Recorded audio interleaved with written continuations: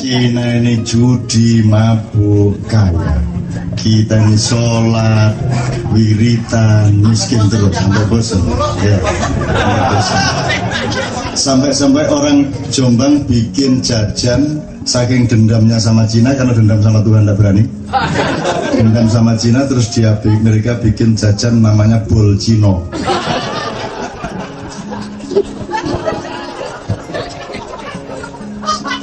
Nah itu berlangsung puluhan tahun, Cinanya tidak berani, tapi ketika kemudian ada interfaith dialog, Gus Dur dekat sama Cina, sama Konghucu sebagainya, mulai muncul keberanian kultural dari teman-teman Cina. Akhirnya orang Cina juga tidak kalah kreatif, mereka bikin jajan counter culture namanya bol kaji.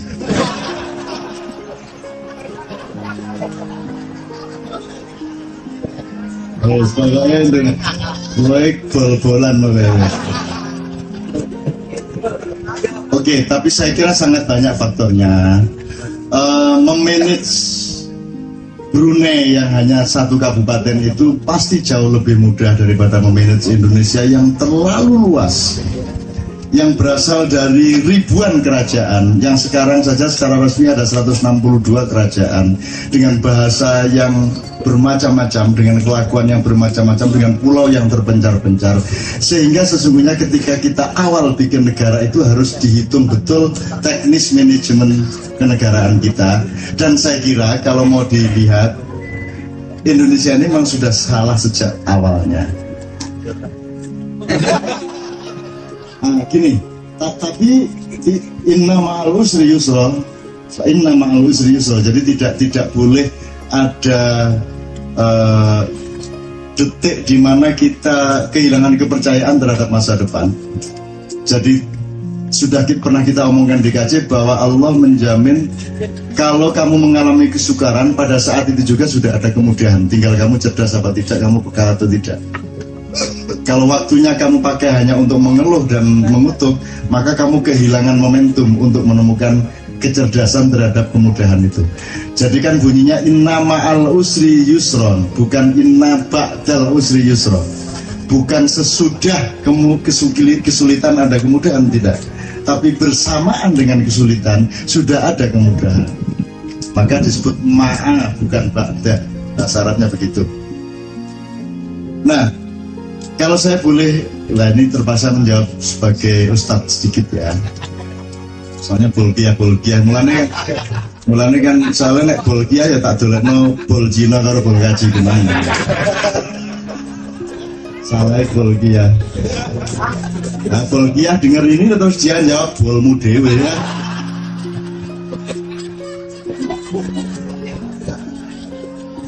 Orang Indonesia kok diajak bol-bolan ya, seneng. Orang Indonesia santri itu, saya dulu pernah nyunatin anak santri itu, ada satu yang ngeyel. Di sunat itu kan ada yang tenang aja, ada yang agak takut, ada yang takut, ada yang takut sekali. Dan yang takut sekali malah santri di sunat itu. Jadi saking takutnya yang dia rasakan sakit itu bukan dia di sunatnya, tapi traumanya dan depresinya itu sendiri yang terasa sakit. Jadi dia maki-maki Tuhan. Yang lainnya kan bismillah dia Gusti Allah, Gusti Allah. Bayangin itu di desa saya, Gusti Allah di mata-mata mana? Oh, no, luar. Masya Allah. Itu kalau kita tidak kaya kultur, tidak kaya bahasa, pasti kita kafirkan itu anak, kan begitu kan. Tapi kita kaya, kita luas, kita bisa berpikir zigzag, bisa berpikir spiral dan siklikal ya, seperti tawaf. Maka kita tidak linear, tidak hanya oh gini haram gini halal, tapi segala sesuatu ada illah, ya duru ala illah tinggi kalau dalam usul fikih. Nah, sekali lagi satu soal tidak mudahnya memanage Indonesia, sehingga perintisan kemerdekaan RI dulu seharusnya lebih matang daripada yang sudah pernah terjadi. Kalau sebagai ustadz saya ingin mengutip surat Al-Baqarah ayat 275. Jadi Allah mengatakan, kalau kamu sudah makan riba, maka kamu akan hidup seperti diombang-ambingkan oleh setan. Setan ini mohon bagi penonton tikungan iblis mudah-mudahan tahu bahwa setan ini bukan makhluknya Tuhan. Setan itu produk dari dismanajemen manusia. Kalau iblis makhluk Tuhan, jin makhluk Tuhan, manusia makhluk, tapi setan itu produkmu sendiri. Makanya alladzi yuwaswisu fi sudurin nas minal jinnati wan nas. Jadi itu lahir dari dismanajemenmu sendiri. Makanya ada manajemen kolbu. Gitu kan. Nah jadi terombang-ambing ya. Sekarang sampean bikin simulasi terombang-ambing. Sebentar, riba dulu, riba dan terombang-ambing ya. Riba itu apa? Riba itu 10 kok jadi 12. Kan gitu. Loh, ganteng kok jadi ganteng banget. Wong merongos kok manis. Itu riba kan?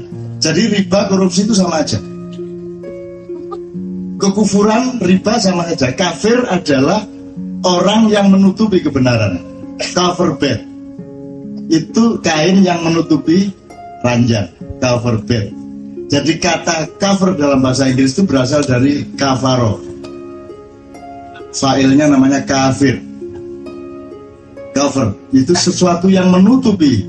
Jadi yang disebut kafir adalah orang yang sedang menutupi kebenaran. Itu kafir. Jadi kafir berlaku kontekstual, tidak permanen. Tidak ada orang kafir, yang ada adalah orang sedang berbuat kafir atau kufur. Sama dengan haji, tidak ada haji permanen. Tidak haji Isti Nugroho, tidak ada. Haji Soeharto, haji Bambang itu tidak ada, itu lucu. Siapakah haji? Haji adalah orang yang sedang menjalankan syariat haji. Tapi kan sekarang, makanya ke depan kalau para calon jamaah haji sekalian, jadi kalau masih kita baru tawaf pertama, terus kita sa'i, terus kita ke Mina, itu disebut para calon jamaah haji karena dianggap belum sempurna hajinya, maka belum disebut haji. Padahal pada saat itulah mereka haji. Begitu selesai, mereka bukan haji lagi. Lah ini gini aja salah kita. Lah kok terus disuruh seperti Bolkiah? Mana bisa? Pengurus satu kata aja salah kok. Bedakan Cak Nur sama Cak Nun aja nggak bisa kok. Coba bagaimana? Sampai hari ini, sampai saat ini saya bisa dipanggil Cak Nur kan? Gitu saya. Cak Nur. Nur Khalis Majid. Coba bedain itu aja nggak bisa kok orang Indonesia.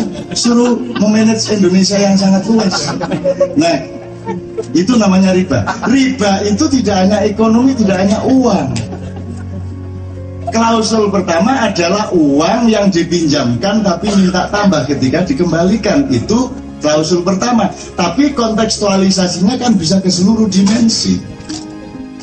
Kamu itu katanya mewakili rakyat, tapi kok tidak ada perilakumu selama menjadi wakil rakyat benar-benar mewakili rakyat. Riba apa tidak? Riba. Kamu itu mau jadi caleg, kamu mau jadi presiden, semuanya mengaku demokrasi, semuanya mengaku mewakili rakyat dan mencintai rakyat. Tapi prakteknya sampai sekarang belum pernah rakyat benar-benar dicintai. Riba apa tidak? Riba. Orang ingin menjadi presiden itu karena ingin jadi presiden atau karena ingin menyejahterakan rakyat? Saya tanya. Ingin jadi presiden, riba apa tidak? Jadi presiden itu cara apa tujuan? Tujuan. Seharusnya menjadi presiden itu cara untuk menyejahterakan rakyat. Cara menjadi tujuan, tujuan menjadi cara, itu berarti riba.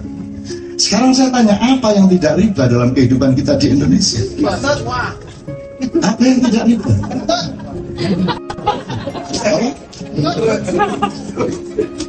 Apa yang tidak riba? Saya tanya. Bu yang dinik lah. Oke.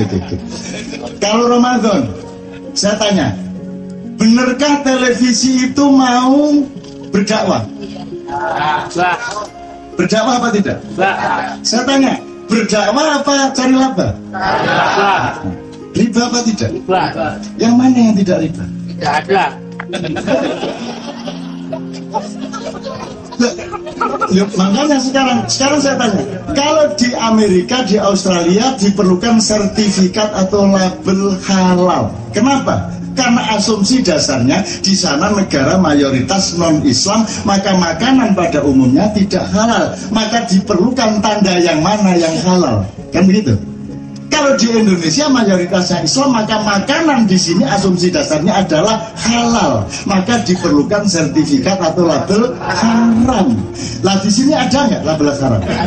Yang ada label halal. Riba apa tidak? Riba.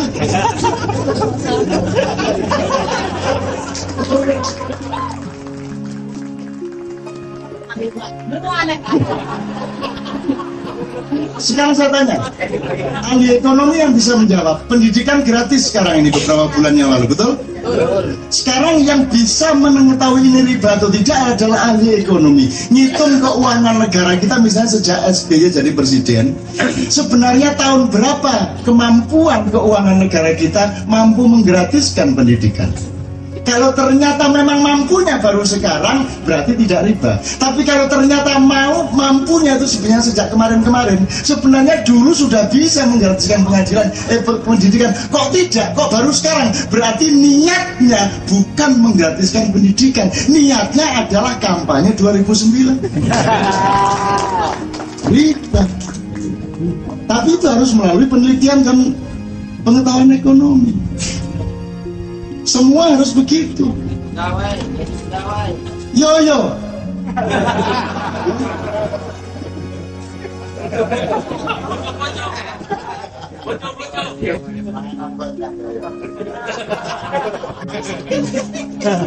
Siapakah presiden Indonesia yang tidak pro demokrasi? Siapakah presiden Indonesia dari Soekarno sampai sekarang yang pernyataannya tidak mencintai rakyat? Semua mencintai rakyat, semua menomorsatukan rakyat. Tapi de facto bagaimana? Berarti bisa riba. Nah mas, kata Allah, kalau kamu sudah makan riba, apalagi hampir di semua hal riba, ya kalau anda ribanya terpaksa. Oke, alhamdulillah anda tidak riba.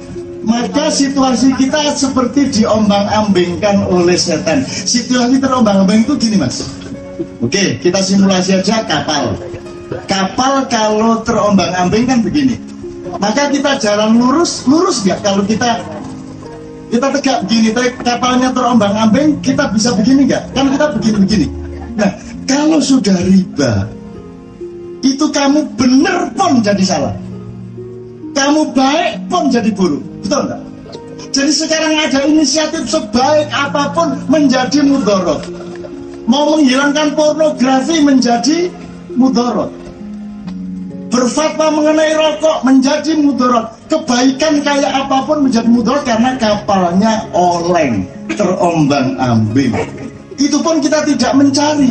Kita bertengkar, kamu ngapain kok nimpa saya? Loh, saya nggak nimpa kamu, ini kapalnya yang begini. Tapi semua bertengkar karena ditimpa temennya, kan begitu. Ini 2009 ini seluruh masalah dihitung berdasarkan kepentingan kelompok-kelompok ke 2009. Pak Denuri, sesepuhnya Kiai Kanjeng itu, pagi-pagi bakar sampah, jongkok. Ada kambing lari nyerodok dia terbanting dia. Sakit Pak Dik. Dia pikir dulu, saya ini ngapain kok disuruh kambing? Kambing itu merasa disaingi sama Pak Dik.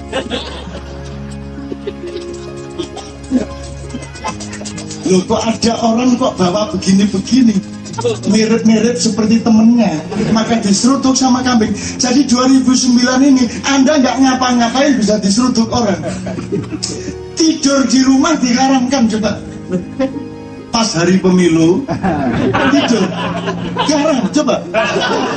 Lo cuma tidur loh, haram loh. Ya nek tidur sama istri haram nggak apa-apa, ane kayak dada. Sudah tidur kedap-kedip ijan haram hukumnya. Itu namanya kita jadi Pak Denuri yang disuruh kambing. Kambing itu punya rasa persaingan, rasa terancam dan seterusnya. Maka begitu kacau seperti ini ngomong bebas dianggap ancaman. Kan begitu. Itu karena kita berada dalam situasi riba. Teman-teman sekalian, riba kita sudah memuncak sekarang. Gak apa-apa, sekarang sudah memuncak. Dan satu yang harus kita lakukan, dua hal. Yang pertama adalah Anda harus bisa berjalan di sela-sela hujan riba. Nah, coba hujan sederas apapun, itu volume titik-titik hujan yang turun itu lebih kecil dibanding sela-sela di antara titik-titik. Kalau Anda rajin dan beritikat baik dan optimis terhadap kehidupan, masih sangat banyak ruang-ruang untuk tidak riba. Gitu loh. Dan itu benar-benar masih tersisa banyak sekali ruang.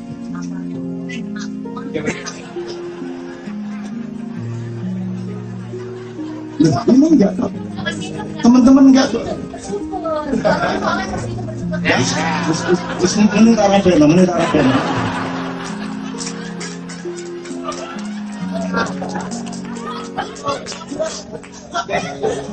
Ya, nomor 2 teman-teman sekalian. Nomor 2, sekarang kalau kapalnya oleng, apakah kapal oleng karena dirinya sendiri?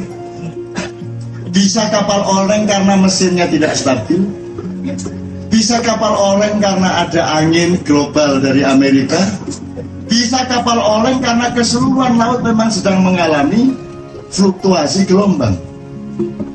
Nah, ilmuwan yang harus memberitahukan kepada kita, kapal oleng ini sebenarnya fokusnya di orang yang bertengkar di dalam kapal.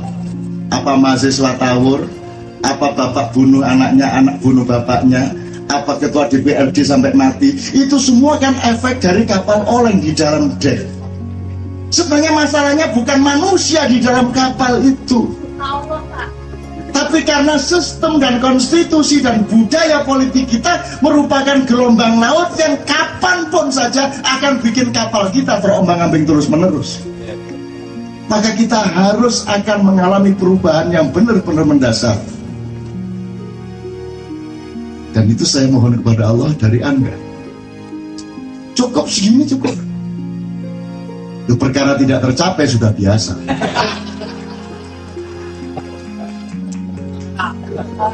Kira-kira gitu ya Mas ya. Jadi sekarang jangan marah sama Bolkia. Jangan marah sama Bolkia. Kalau Bolkia, kapal kita oleng, Bolkia perahu kecil dan ya cuma segitu orang gampang ngurusnya.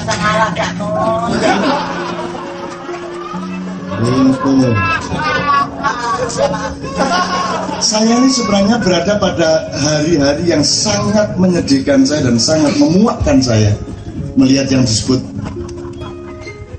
istilah tadi. Saya melihat kezaliman yang luar biasa. Saya melihat kehinaan yang luar biasa di negeri ini. Saya tidak akan ngomong apa. Tetapi, dan itu yang saya bawa di sini tadi. Saya marah, saya ingin meludah. Saya sampai bilang, upama aku dadi set, aku mau manggon di batange wong itu. Sampai ngono aku. Upama aku disuruh meludahi itu orang-orang seperti itu, saya akan menolak meludahi. Emang ludah saya, karena ludah saya masih lebih mulia daripada dia. Sampai ngono kan. Tapi begitu saya masuk sini, sembuh saya. Sembuh saya, ketemu Anda saya sembuh. Seluruh amarah saya hilang. Saya optimis lagi. Saya penuh harapan lagi. Saya tidak tahu, tak anggap ini adalah potensi ponari-ponari. Entah apa bidangnya, tapi bahwa kita akan mengalami keajaiban besar dalam beberapa tahun ke depan. Amin ya Allah. Amin. Mboten nggih. Siapa ya terus man. Itu ya teman sekalian ya. Tapi coba lihat nih, Anda nih bertahan sampai jam segini di sini. Masa nggak ada harapannya? Pengangguran itu biarin aja. Pengangguran pun tidak akan bisa bertahan dengan konsentrasi seperti ini kalau Anda tidak punya nurani yang bersih. Kalau tidak punya keinginan dan keikhlasan yang luar biasa untuk seluruh rakyat dan masyarakat.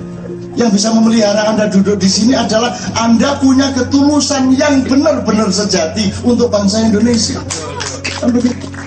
Dan itu mustahil Allah tidak memperhatikan Anda. Mustahil. Kalaupun Anda dan saya tidak mampu merubah Indonesia, insya Allah pasti Allah merubah hidup Anda dan hidup saya.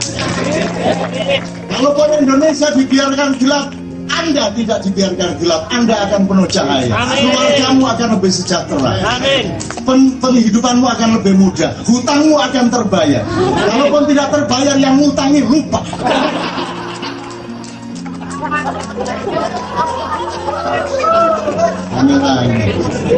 Jadi malaikat itu sudah serius-serius nulis. Onok menang. Ya teman sekalian ya, Mas ya, jangan putus asa, jangan marah sama Tuhan. Tadi saya tanya sama malaikat, Pak Jibril, ini ada Arab Betawi saya bilang.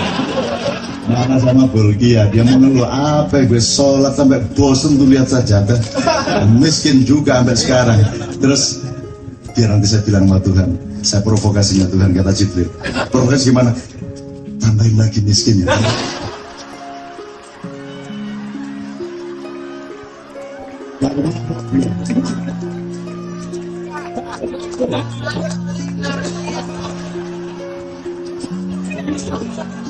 Maka Mas, kalau gini tuh gila saja Anda. Gila itu gini, gila itu nekat sama Tuhan. Ya Allah, aku percaya sama kamu. Aku percaya kepada keadilanmu. Aku sepenuhnya percaya kepada kasih sayangmu kepadaku. Jadi kun fayakun. Aku akan mudah hidupku. Bismillah. Jadi Mas Andi, gitu, jangan gimana. Itu gitu lagi. Sedangkan Tuhan sama orang yang tidak percaya sama dia aja penuh kasih sayang. Tadi saya berdebat sama ada seorang ateis yang luar biasa cerdas sore-sore tadi sama Andre. Dan saya tampung dia, saya senang, lebih dahsyat daripada Dadang. Terus saya bilang, nanti kalau MUI membuat fatwa kamu sesat, saya yang bela. Temen lo Cak, ini tak belain kamu. Saya punya banyak argumentasi untuk bela kamu. Karena kamu kan tidak percaya bahwa Tuhan itu bikin agama, tidak percaya bahwa Tuhan itu nyuruh sholat. Kalau memang Tuhan ada, kenapa di Gaza dibiarkan seperti itu, seterusnya macam-macam. Saya bilang, saya akan bela kamu. Tenang loh, iya tak bela kamu, setan aja bisa saya bela kok, saya bilang gitu. Lu ngunu sampean, iya tak bela bang. Cuman saya diem-diem bilang sama Tuhan, ini tak belain ya, untuk strategi saja, tapi sekali-sekali saya tempeleng nih orangnya. Apa ada ini latihnya kayak saya ngomong. Ngadepin orang itu harus siklikal Mas ya, harus siklikal, diubengi Mas, diubengi. Jadi kalau bertanding kayak Muhammad Ali itu kan mengitari. Masalah itu jangan dihadapi linear saja, tapi kesini muter gitu loh Mas, kayak Ali. Makanya staminanya harus kuat. Meskipun tua kayak saya tapi masih oke gitu loh Mas. Andaikan aku berani kawin lagi.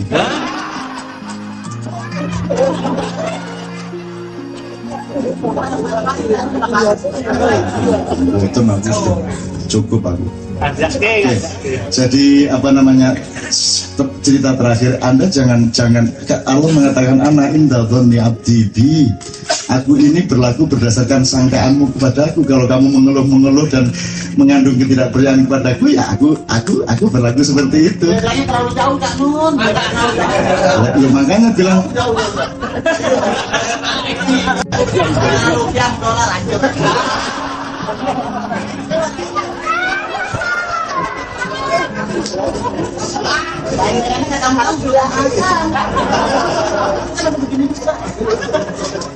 Tapi Sultan Bolkiah tidak pernah punya ekspresi segembira dia. Bayangin, miskin, susah, menderita, tapi ekspresinya gembira. Makanya ketika terus malaikat Israfil tidak tega sama Anda, dia bilang sama Allah, ya Allah, aku tidak tega sama hambamu yang dikaci itu. Terus berilah dia rezeki yang banyak. Tuhan mengatakan, loh, Nanti kalau saya kasih rezeki lebih banyak dia malah sedih. Lihat itu, rezekinya cuma segitu dia semua.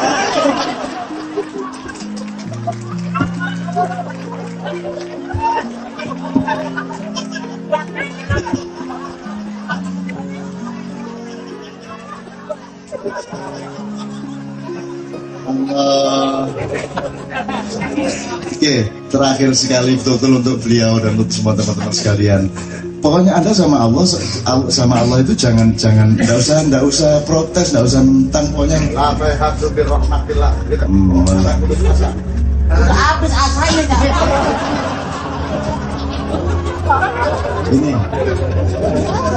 ini sudah banyak, Anda sudah pernah mendengar semua, ada seorang tua penyembah berhala umur 89 tahun pada suatu hari sakit, lumpuh dan tidak bisa apa-apa, terus dia minta tolong kepada berhalanya.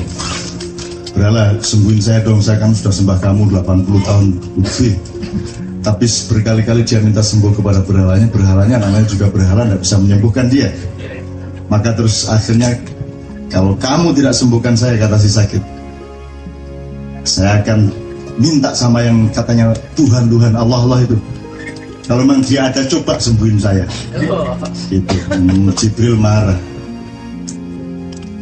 bilang langsung, ya Allah, itu ada hambamu menghina kamu, masa kamu dibilang kalau memang ada Allah itu, Allah ada, silakan sembuhkan saya. Itu saya tidak tahan mendengar kalimat yang sinis seperti itu, kata Jibril. Allah ketawa, Jibril mureng.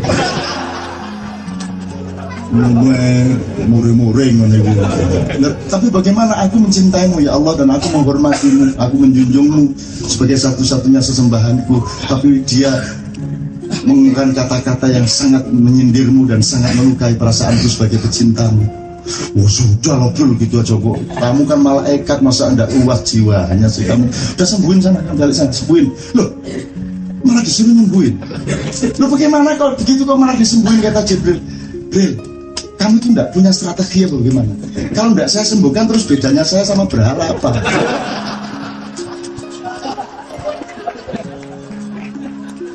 Akhirnya Jibril yang gigi ya, nah Anda tinggal begitu, ateis atau ente ateis dulu sampai umur 89 tahun.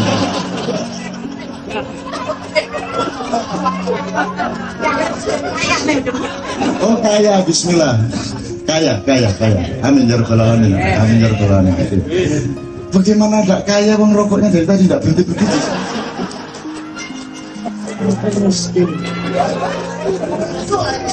Saya itu sedih tiap hari, frustasi, terima SMS dari jamaah yang satu, yang paling bikin frustasi enggak mau nyebut nama. Nanti kalau tanyain dari siapa, ya saya hanya orang kecil. Pasti Canu tidak kenal saya. Lu rumang samu nek SMS raimu ketok.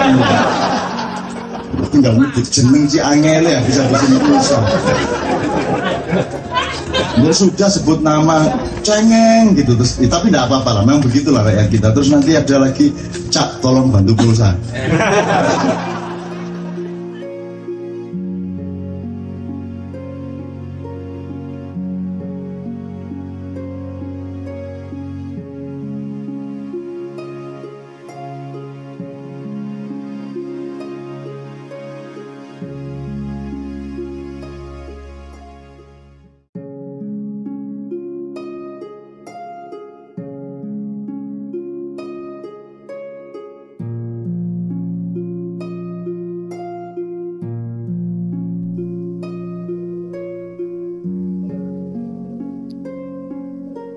Assalamualaikum warahmatullahi wabarakatuh. Situasinya seperti diombang-ambingkan oleh setan.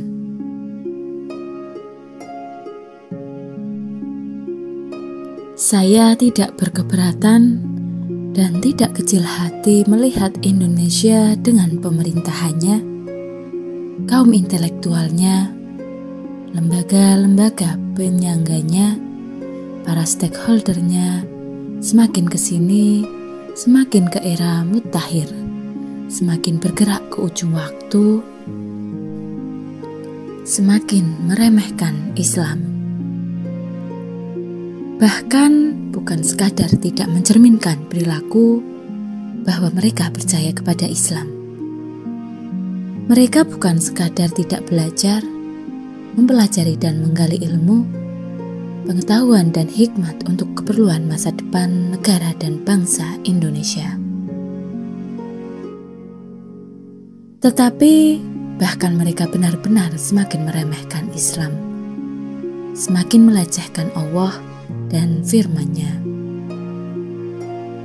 semakin tidak peduli kepada manusia yang menurut saya paling pandai sepanjang zaman, paling tinggi IQ-nya, paling mulia perilakunya, paling bijaksana jiwanya, paling penuh cinta hatinya, yakni Rasulullah Muhammad SAW. Bahkan dari seluruh wacana dan komunikasi kebangsaan dan kenegaraan yang bergulir beberapa tahun terakhir, sangat terasa bahwa di bawah sadar mereka tergumpal stigma negatif tentang Islam, kecurigaan, olok-olok dan Islamofobia dalam bentuk yang bermacam-macam. Salah satu kemungkinan latar belakangnya adalah kaum muslimin yang gagal mengenalkan dan mengantarkan Islam kepada Indonesia. Umat Islam sendiri yang tidak berhasil melalui peran dan integritas kebangsaan mereka.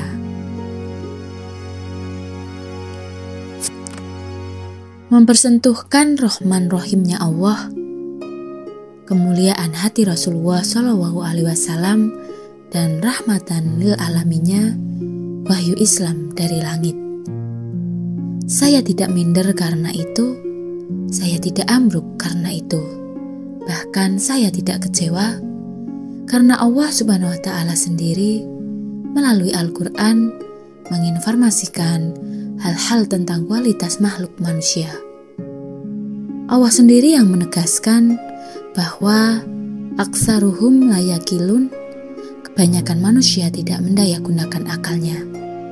Sumun bukmun umyun fahum la yarji'un, mereka tuli, bisu dan buta dan tidak akan bisa melangkah kepada Allah.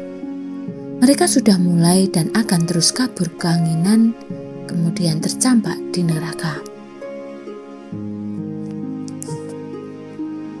Allah sendiri yang merumuskan kondisi dan perilaku manusia tersebut melalui rangkaian firman-Nya bahwa mereka membeli kesesatan dengan ongkos hidayah untuk membayarnya.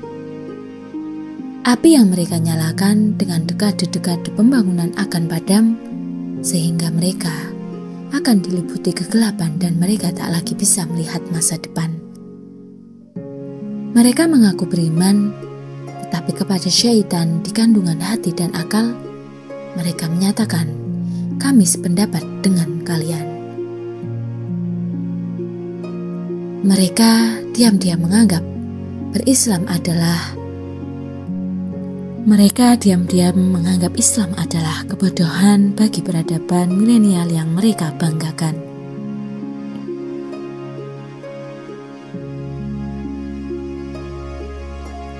Akan berimankah kami sebagaimana orang-orang bodoh tersebut beriman? Mereka tidak mengaku bahwa mereka membangun dan menjalankan negara, perusakan dan penghancuran. Mereka merasa bahwa yang mereka lakukan adalah pembangunan dan selalu mengadakan perbaikan. Sehingga Allah memperingatkan, ingatlah sesungguhnya mereka adalah orang-orang yang membuat kerusakan, tetapi mereka tidak sadar.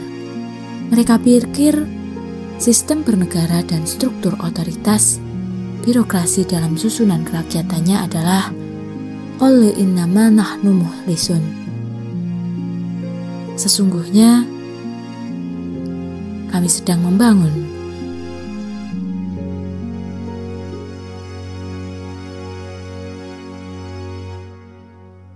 Kami adalah pemerintah, bangsa dan masyarakat yang saleh. Bahkan anak-anak di sekolah, kanak-kanak sudah hafal lagu Aku Anak Saleh. Menurut Allah juga semua yang berurusan saya tuliskan ini, bahkan ratusan ribu kalimat yang sudah saya torehkan dan hampir 100 buku yang saya terbitkan, ribuan kali maiyahan dengan masyarakat, juga tidak ada gunanya dan saya tidak kecewa oleh kenyataan itu. Sawa'un alaihim a'anzartahum am lam tunziruhum la yu'minun. Sama saja kamu beri peringatan atau tidak, mereka tetap tidak percaya. Tetapi saya juga tidak menjadi frustrasi oleh kenyataan tersebut. Dan atas ayat Allah berikut, jawaban saya adalah tidak. Kala la tsumma lawala fa'alaka bahi nafsaka ala asarihim illam yu'minu bihadal hadithil asafa. Maka apabila barangkali kamu akan membunuh dirimu karena bersedih hati setelah mereka berpaling, sekiranya mereka tidak beriman kepada Al-Quran.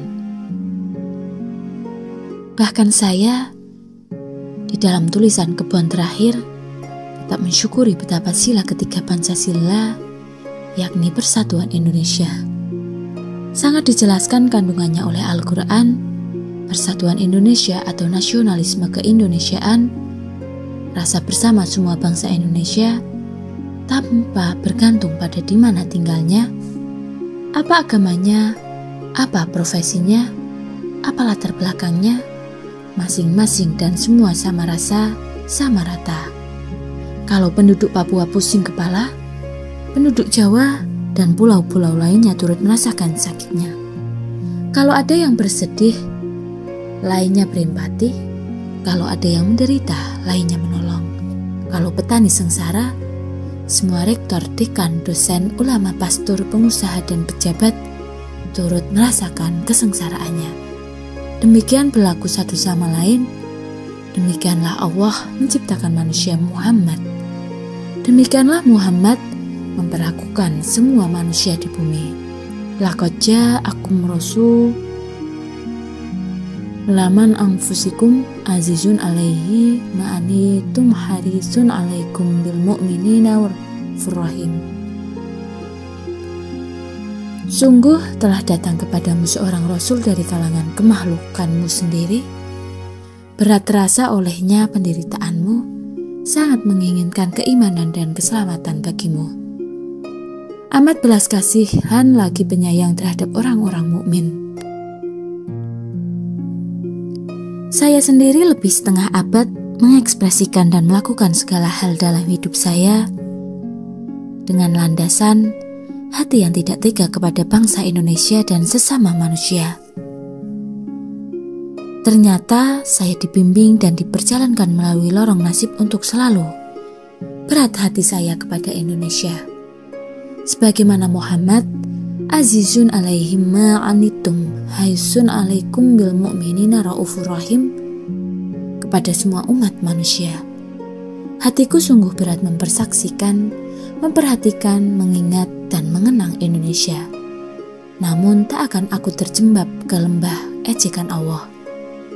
Fala Allaha bahi'un nafsaka ala atsarihim in lam yu'minu bihadzal hadithi asafa. Memang asafa, kasihan benar. Maka aku mendoakan, bahkan meyakini berkenan keajaiban Allah atas keterlanjutan Paradoks Teks Proklamasi Indonesia tahun 1945.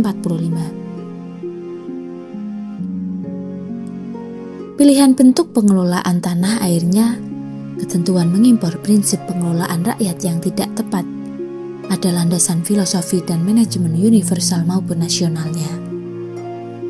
Juga tidak akan sanad atau sandaran ilmu dan kebijaksanaan dari sejarah nenek moyangnya sendiri. Meskipun tidak bersedih, aku memohon atas dasar hak prerogatif syafaat kekasih Allah Muhammad SAW agar Allah bermurah hati menyelamatkan Indonesia yang sejak awal penciptaan sudah diberkahi kesuburan tanah airnya, sehingga dengan kelimpahan rahmat tanah air itu mustahil rakyat Indonesia akan pernah mengalami kelaparan. Aku takjub kepada takdir Allah yang memfadilahi rakyat Indonesia berupa ketangguhan mental, sehingga mereka tidak pernah tergetar atau senantiasa tidak bergeming oleh krisis negara sedahsyat apapun. Betapa fatah halimnya Allah yang melimpahi keajaiban rakyat Indonesia yang dalam keadaan hidup termasuk yang terburuk di dunia, namun tetap menjadi bangsa yang paling bergembira dan rakyat yang paling penuh senyuman dibandingkan bangsa-bangsa lainnya. Rabbana ma khalaqta hadza batila, tidaklah batil atau sia-sia kondisi bangsa Indonesia yang sesudah proklamasi kemerdekaan negaranya tidak pernah mampu memilih pemimpin, sehingga diam-diam memiliki kesiapan untuk tidak tergantung kepada kualitas pemimpinnya. Akan tetapi, secara ajaib Allah tetap melindungi dan menyayangi bangsa Indonesia. Keadaan mental dan budaya rakyat Indonesia memang semakin mudah diberdaya. Terlalu gampang terpesona, semakin tidak mengerti apa dan siapa yang semestinya dijunjung dan yang seharusnya dihindari.